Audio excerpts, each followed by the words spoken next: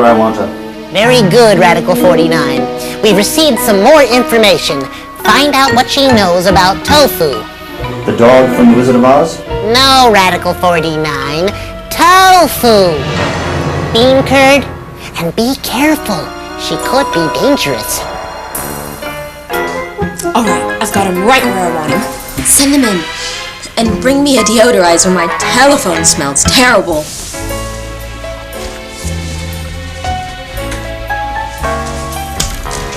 Come in quickly, Han.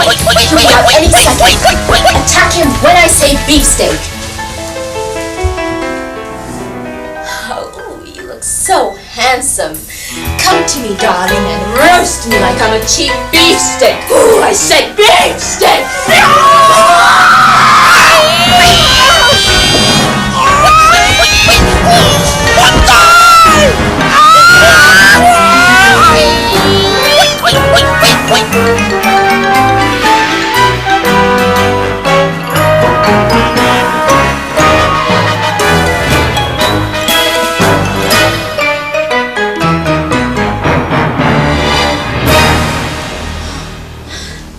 Luckily I had my can of nerve toxin hairspray. They'll be out for the next 24 hours. And when they wake up, they'll have completely new hairstyles. But I wonder how they were able to sneak into my room. Well, they must have been hiding in that refrigerator. Okay, take another look at our two original equations, x plus y equals 90, and 3x plus 2y equals 230. Our objective is either to eliminate the x value and solve for y, or to nix the y and solve for x. You can see that if you were to add a negative 3x to the positive 3x from the second equation, the result would be certain elimination of 3x. Likewise, adding negative 2y would make the positive 2y disappear. Either one works. The choice is strictly up to you. Wax the x, find the y. So, let's get rid of the x then, shall we? First, we'll multiply our now familiar first equation, x plus y equals 90, by negative 3, on both sides, of course, to maintain equilibrium. And we get negative 3x minus 3y equals negative 270. Multiplying by negative 3 gives us negative 3 times x plus y equals negative 3 times 90, or negative 3x minus 3y equals negative 270. Now, add this equation to the second equation. The easiest way to do this is to set one equation over the other and add term by term. You can see the result. 3x plus negative 3x equals 0x, so that x disappears, as we planned. 2y plus negative 3y is negative y. And 230 plus negative 270 is negative 40. This gives us negative y equals negative 40, or y equals 40.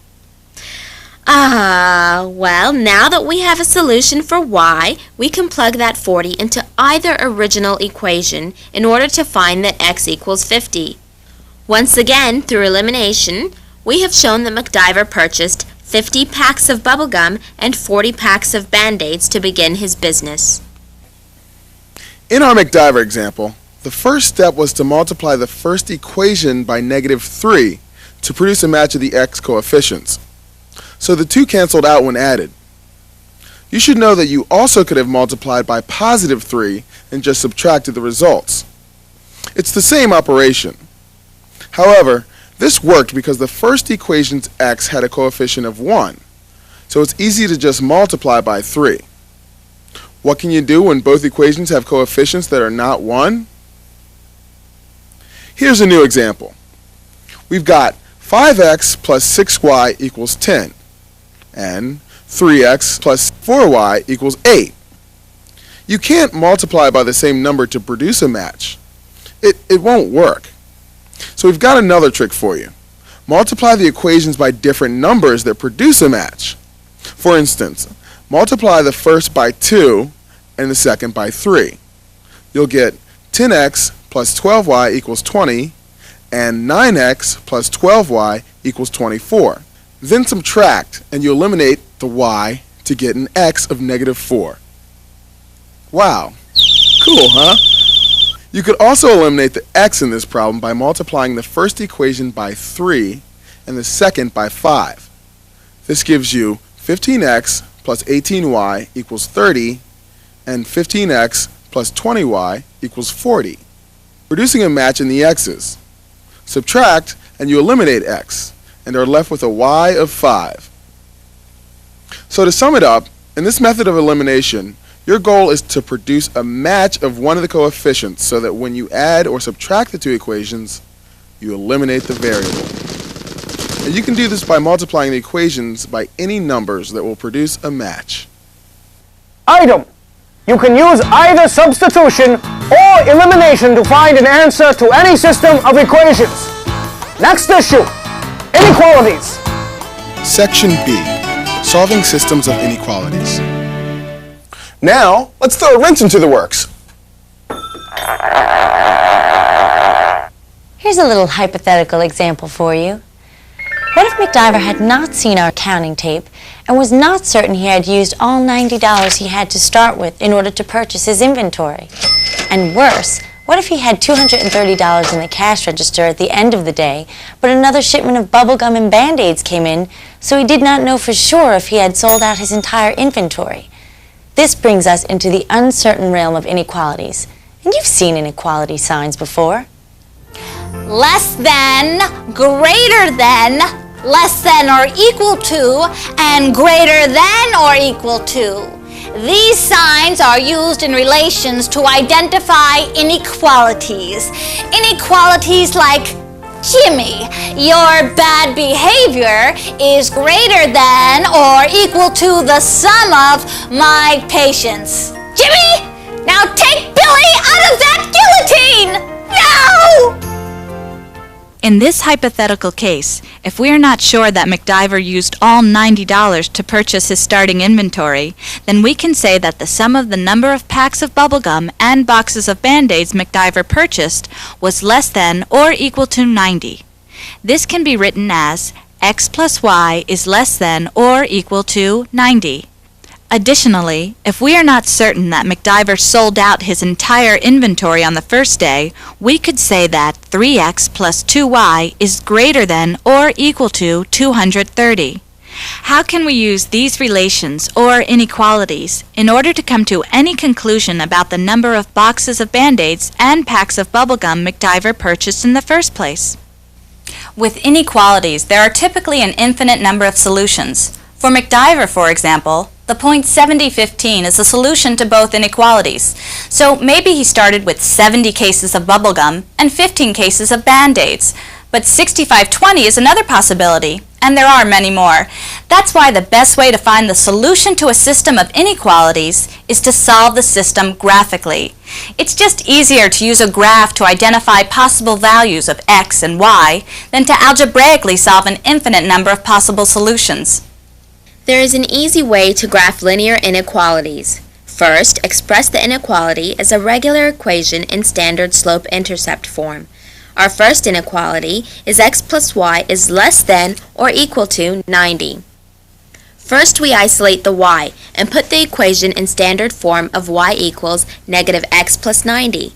Then we temporarily swap the inequality sign for an equals sign so we can graph the equation. That line represents all the points where y and negative x plus 90 give equal results. All the points above the line are points where y is greater than negative x plus 90. Those below the line are where y is less than negative x plus 90. Our problem uses the inequality y is less than or equal to negative x plus 90, which corresponds to all points on or below the line of the equation. Now take the line for our second inequality. Y equals negative 3 over 2x plus 230 over 2. This time y, when isolated, is greater than or equal to y equals negative 3 over 2x plus 230 over 2. So we are looking for all of the points on or above the line of the equation. Now, let's put the graphs together. First, we graph the linear equation y equals negative x plus 90. But since it's also possible that y may take on any values less than or equal to negative x plus 90, we shade in the region in the graph for values less than this equation. For the second equation, y is greater than or equal to negative 3 over 2x plus 230 over 2, we can graph the linear equation y equals negative 3 over 2x plus 230 over 2.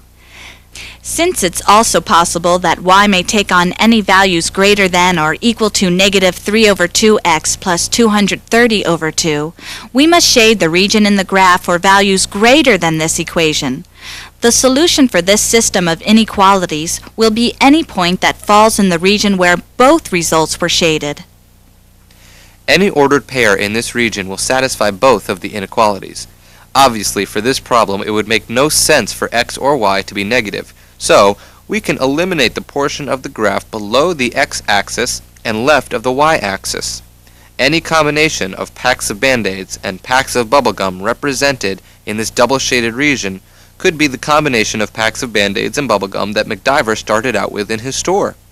And like with all inequalities, although we can't determine exactly what x and y are, we can graphically display the full range of possibilities.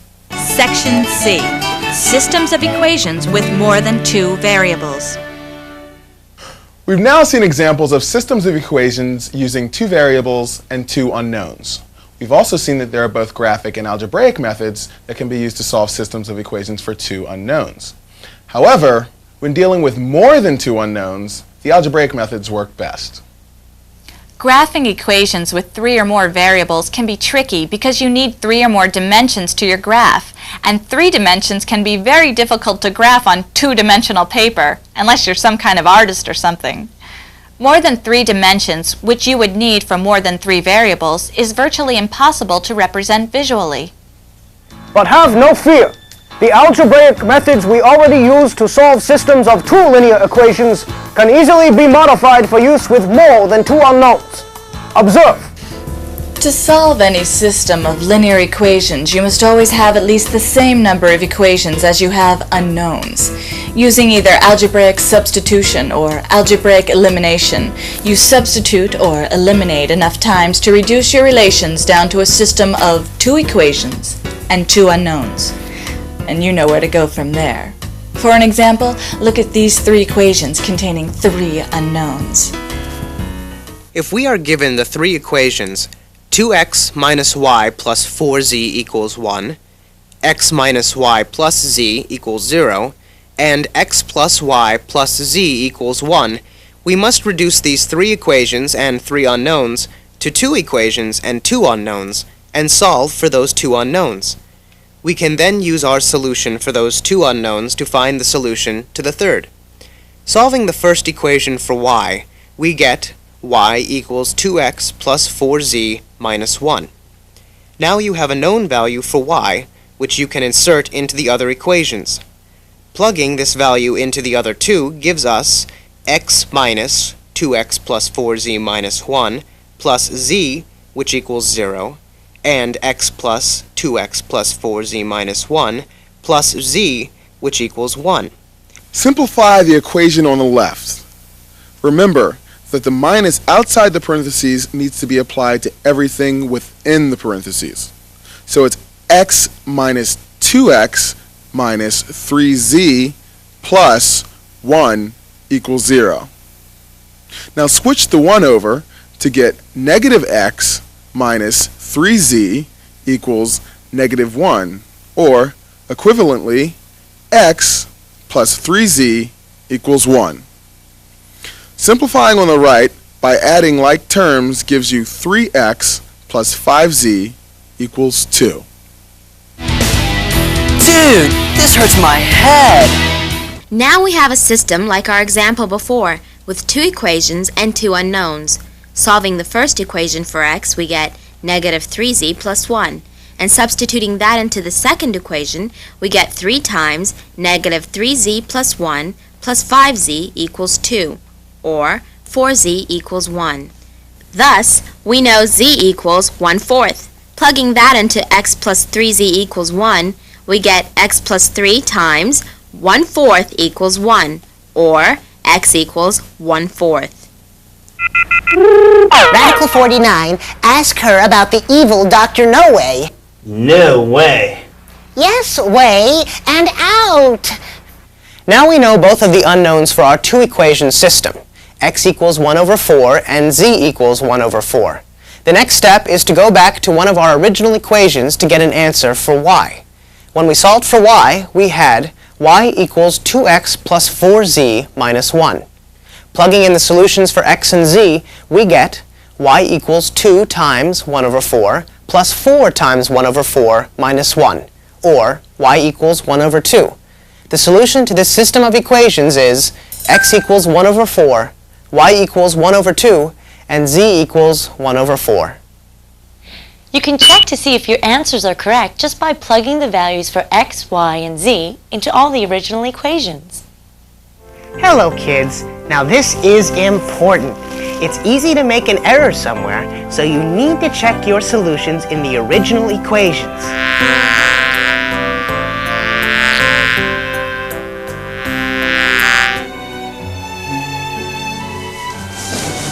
Why don't you just stop this silly charade and tell me what you know about Dr. No Way and tofu?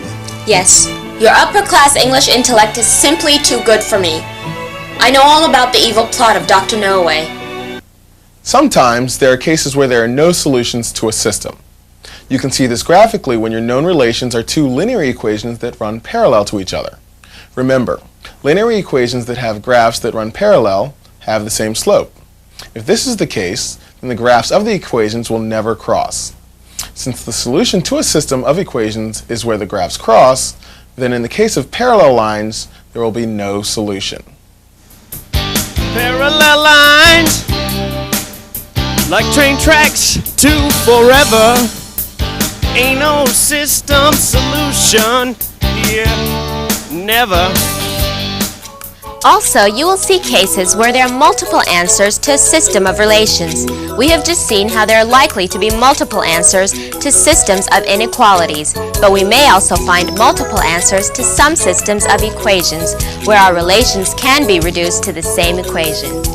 For example, looking at the two equations 2x minus y equals 5 and 4x minus 2y equals 10, both equations reduce to y equals 2x minus 5. They're the same equation and have identical graphs. Thus, any answer that satisfies y equals 2x minus 5 is a solution to this system. Wow, system's gone. Again, if you missed anything, relax, go back, rewind, review. Our next tape, The Dangerous World of Precalculus Part 2, will cover exponential functions and logarithms. But don't stress. It'll be like taking candy from a baby.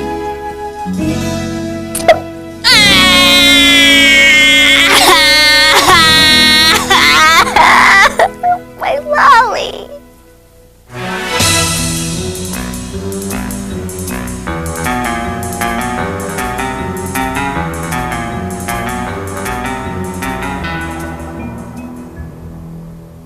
Come, we must go and find and destroy the evil Dr. No Way. I know where his secret base is, deep in cattle country. Ah, yes, my car. Absolutely, a car. Unfortunately, mine is in the shop just now. We'll have to go auto shopping in the morning, after breakfast. Who is the evil Dr. No Way? Will Agent Radical 49 find him in time to save the pre-calculus students of the world from infection and tofu? Will the plant get aphids and die? Where is the exotic location of the evil doctor's hideout? How many secret agents does it take to screw in a light bulb? When will the beautiful but dangerous asymptotally ever really touch our debonair spy hero? And why, oh why, did you ever take pre-calculus in the first place? Why not? Find out in The Dangerous World of Pre-Calculus Part 2, starring exponential and logarithmic functions, coming soon to a VCR near you.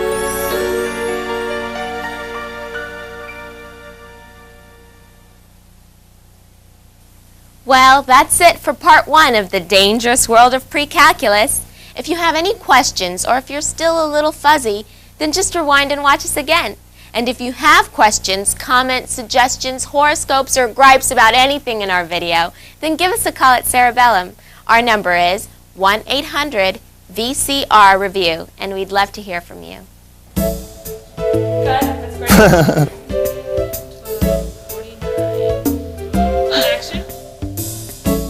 Trifling information. It's linked to a plan so diabolical and trivial. First, I want you to listen to this. It's a tape of a cordless phone we recorded last night.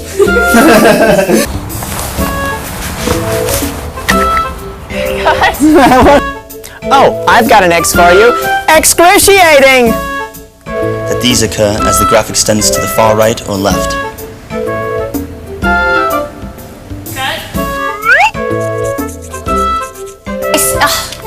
I'm an idiot. There's water dripping off your mustache. I can't. I'm about to die laughing. Did you drop them in a ditch while you were looking at some trash? Yes, my car. Absolutely their car. Unfortunately, mine is in the shop just now. Yes, the shop. My car's in the shop. Ah, yes, my car. Absolutely their car. Unfortunately, my car's in the shop just now, and we'll have to go learn those lines before.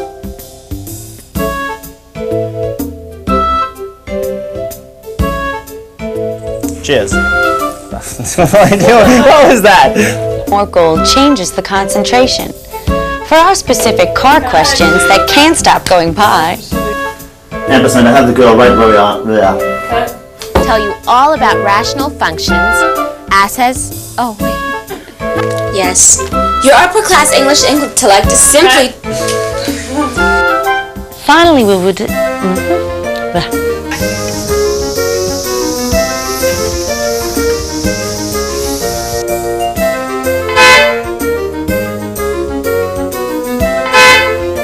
Sure, if he had sold out his entire inventory. This brings us into the uncertain... Go back. Sorry.